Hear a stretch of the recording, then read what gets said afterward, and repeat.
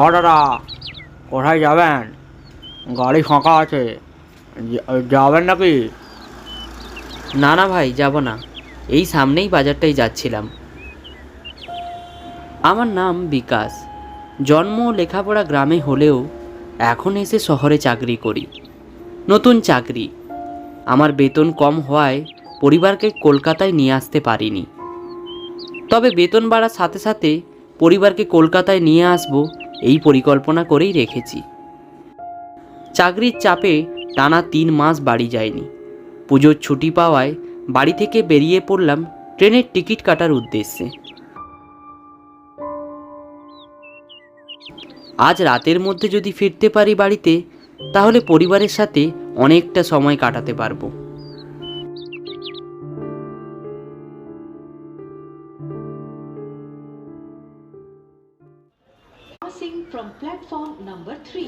এখন বাজে 7টা।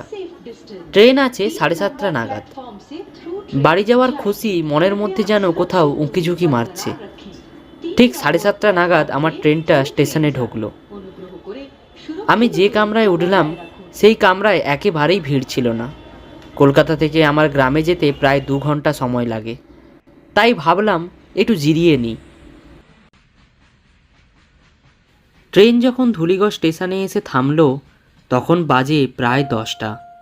কোনো কারণে ট্রেনটি আধ ঘন্টা লেট করেছে। স্টেশনটির দিকে তাকিয়ে দেখলাম স্টেশনটি সম্পূর্ণ ফাঁকা। স্টেশনের বাইরে কোনো গাড়ি পাবো কিনা এই নিয়ে অনেক সন্দেহ আছে। দোনামোনা করতে করতে স্টেশনের বাইরে বেরিয়ে এলাম। যা ভেবেছি তাই, কোনো গাড়ি নেই। অগত্যা পায়ে হেঁটে যেতে হবে, তাই হাঁটাই শুরু করলাম। স্টেশন থেকে পায়ে হেঁটে আমার বাড়ি প্রায় 1 ঘন্টার রাস্তা। শহর এবং গ্রামের ওয়েদারের মধ্যে অনেক পার্থক্য আছে। এদিকটাতে এখন থেকেই একটু শীত শীত করছে। শীতের কথাটা ভাবতেই খাবারের কথা মনে পড়ে গেল। সেই সকালে বেরিয়েছি, খুব খিদে পেয়েছে। কোথাও একটা খাবারের দোকান খোলা থাকলে খুব ভালো হয়। কথাটা ভাবতেই মনে মনে হেসে উঠলাম। এই গ্রামে আবার হোটেল! মনের মধ্যে আশাটিকে কবর দিয়ে সামনের দিকে হাঁটতে লাগলাম। এমন সময় শহরের ট্রাফিকের ভিড় চারিদিকে কোলাহল থাকে, আর উল্টো দিকে এই গ্রামে চারিদিক নিস্তব্ধ। কোনো মানুষের কোনো কোলাহল নেই, শুধু রাতের পাখির ডাক কানে ভেসে আসছে। কোথাও কোনো ট্রাফিকের জ্যাম নেই, কত গ্রামের শান্ত পরিবেশ। অনেক দিন পর গ্রামে এসে মনটা খুব ভালো হয়ে গেল। গ্রামের তাজা তাজা অক্সিজেন, আহা হা। কিছুটা পথ এগিয়েছি, হঠাৎ আমার চোখে একটা হোটেলের মতো কিছু ধরা পড়ল। আলো জ্বলছে বলে মনে হয়। হ্যাঁ, ওই তো আলো জ্বলছে। ওটা কি কোনো হোটেল? সামনের দিকে এগিয়ে গেলাম। কাছে আসতেই একটা মনের মধ্যে খুশি উদয় হলো। হ্যাঁ হ্যাঁ হ্যাঁ হ্যাঁ, সত্যি তো, ওটা একটা হোটেল। কোনো কিঞ্চিত বোধ না করে ভেতরে প্রবেশ করতে যাব, এমন সময় একটা চিমড়ে গোছের লোক আমার সামনে এসে দাঁড়ালো। লোকটি আমাকে বলল, বাবু, আপনার খুব খিদে পেয়েছে তাই না? আসুন আসুন, আমার হোটেলে আসুন। এই বলে লোকটি আমাকে অন্য একটি দিকে ইশারা করল। আমার চক্ষু চড়ক গাছ। এই হোটেলটির পাশে আরও একটি হোটেল আছে, এটা তো আমি আগে লক্ষ্য করিনি। এই জায়গায় আমার একটা খটকা লাগলো।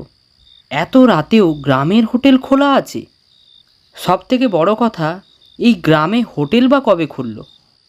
2-1 বছর আগে শুনেছিলাম ঠিকই, একটা দুটো হোটেল হয়েছিল, কিন্তু সেগুলো কোনো কারণে বন্ধ হয়ে গিয়েছে। তাহলে নানা কথা ভাবছি, এমন সময় ওই লোকটির কথায় আমার চিন্তায় ছেদ পড়ল। বাবু, কি ভাবছেন এত? আসুন না আমার দোকানে, ভালো ভালো অনেক খাবার পাওয়া যায়। এমন সময় আরও একজনের মোটা ভারী গলা আমার কানের মধ্যে এলো। এই নরেন, তুই আবার আমার কাস্টমার নিয়ে নিচ্ছিস? তবে রে, তোর হচ্ছে দাঁড়া। এই কথা বলতেই লোকটা ভয় পেয়ে সেখান থেকে পালিয়ে গেল। হোটেলের ওপরের দিকটা তাকাতেই চোখে পড়ল হোটেলটির নাম, হরেনের হোটেল। ভালোই বুঝতে পারছি এই লোকটির নাম তাহলে হরেন। ইনি এই হোটেলের মালিক তাহলে। লোকটি আমাকে মিষ্টিভাবে বলল, আসুন বাবু আসুন, আমার নাম হরেন। খুব খিদে পেয়েছে বলে মনে হচ্ছে না আপনার? আহারে, মুখটা অনেক ছোট হয়ে গিয়েছে। হোটেলের বাইরে থেকে ভালোই সুস্বাদু খাবারের গন্ধ নাকের মধ্যে আসছে। আর দেরি করলাম না। খিদের জ্বালায় আর হরেন্দার ভালো ব্যবহারে মনটা প্রসন্ন করে ভেতরে প্রবেশ করলাম।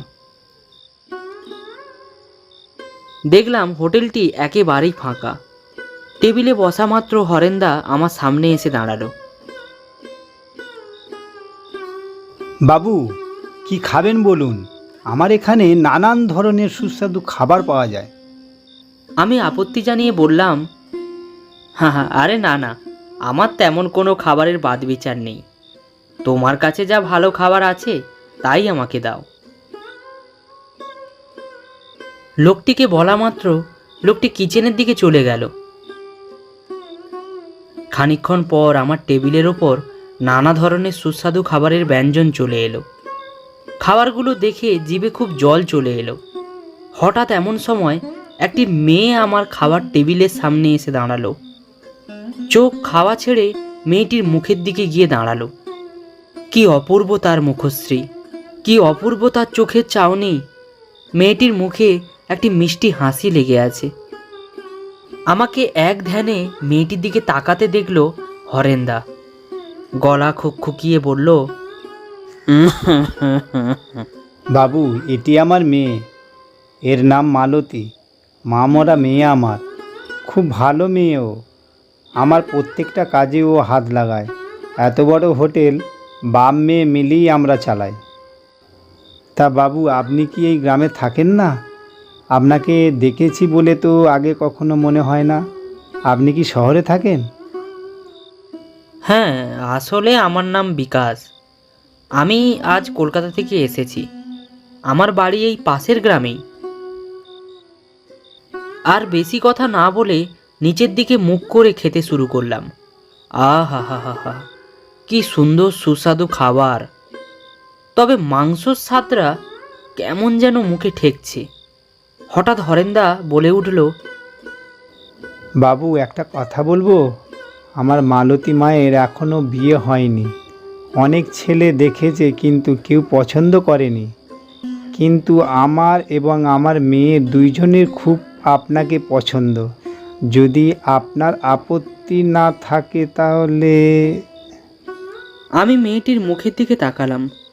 এত সুন্দর দেখতে একটা মেয়ে, একে কেউ পছন্দ করেনি? সত্যি বলতে কি, কলকাতায় আমি থাকি অনেক দিন হলো, তবুও আমার কাউকে পছন্দ তেমন হয়নি। বাড়ি থেকে অনেকবার বিয়ের কথা বলেছে আমাকে, কিন্তু তাতে আমি কোনো সাড়া করিনি। এত সুন্দর একটা মেয়ে, যাই হোক, আমি একে মানা করব? অমন করে কি দেখছেন বাবু? আমার তখন মনের মধ্যে মেয়েটিকে পাওয়ার একটি লালসা জেগে উঠেছে। মনে প্রাণে আমি মেয়েটিকে কামনা করতে শুরু করলাম। তার কোমল শরীর থেকে অঝরে ঝরে পড়ছে তার যৌবন, যেন গিলে খেতে চায় আমাকে। মেয়েটিকে পাওয়ার কাম জেগে উঠল আমার সারা শরীরে। মেয়েটি আবার কোমল কণ্ঠে বলে উঠল, অমন করে কি দেখছেন বাবু? খাবারটা তাড়াতাড়ি খান, খাবারটা যে ঠান্ডা হয়ে গেল। মেয়েটির কথাতে আমার ধ্যান ভাঙল। নিচের দিকে তাকালাম, আর তখন যা দেখলাম, আমার বুকটা ধড়াস করে কেঁপে উঠল। খাবারগুলো থেকে কেমন যেন একটা মাংস পচা গন্ধ নাকের মধ্যে ভেসে আসছে। আর সেই সঙ্গে আমি খুব অবাক হলাম, আমার খাবারগুলোর রং কেমন যেন বদলে গেছে। পরক্ষণেই ওপরে মুখ তুলতেই যা দেখলাম, আমার সামনে যারা দাঁড়িয়ে আছে তারা কেউ মানুষ না, তারা সবাই ভূত। আমার পায়ের মাটি যেন তৎক্ষণাৎ সরে গেল। বুকের মধ্যে একটা মৃত্যু ভয় সঞ্চার হতে শুরু করেছে। আমি ভয়ে উঠে পড়লাম। আমাকে দাঁড়াতে দেখে হরেন্দা বলল, কি হলো বাবু, কোথায় উঠে যাচ্ছেন? আপনি হয়তো জানেন না, এই হোটেলে যারা আসে তারা কেউ বেঁচে বাড়ি ফেরে না। এই বলে খুব জোরে জোরে হাসতে লাগলো হরেন্দা। মেয়েটির সারা গায়ে আঁচড়ের দাগ, কেউ যেন তাকে নৃশংসভাবে হত্যা করেছে। আমি তাদের হাত জোড়ো করে বললাম, আমাকে ছেড়ে দিন, আমাকে মারবেন না, আমাকে এখান থেকে যেতে দিন, আমি বাঁচতে চাই। আপনাকে যে ছেড়ে দিলে হবে না বাবু, আপনাকে তো মরতেই হবে। জানেন বাবু, আপনার মতনই একজন শহর থেকে এসেছিল আমাদের এই হোটেলে খাবার খেতে, কিন্তু তার খারাপ নজর আমার শরীরের উপর পড়েছিল। প্রথম প্রথম সে আমাদের দোকানে এসে খাবার খেত, কিন্তু একদিন আমার বাবা ছিলেন না এই হোটেলে। আমাকে একা পেয়ে রাতের অন্ধকারে আমার সঙ্গে খারাপ কাজ করে, আর তারপর আমাকে মেরে ফেলে। প্রথম প্রথম যখন সে আমার সঙ্গে কথা বলতে চেয়েছিল, তখন আমাকে বলেছিল সে বিয়ে করবে। আমিও তাকে খুব ভালোবেসে ফেলেছিলাম। আমি বুঝতাম সে হয়তো সত্যিই আমাকে ভালোবাসে। কিন্তু একদিন আমি মারা যাবার পর সেই দুঃখে আমার বাবাও এই হোটেলে গলায় দড়ি নেয়, আর তারপর থেকে আমরা দুজনে গভীর রাতে এই হোটেলটা চালাই। এটা কোনো মানুষের হোটেল না, এটা ভূতেদের হোটেল। এখানে যারা আসে তারা কেউ বেঁচে ফেরে না।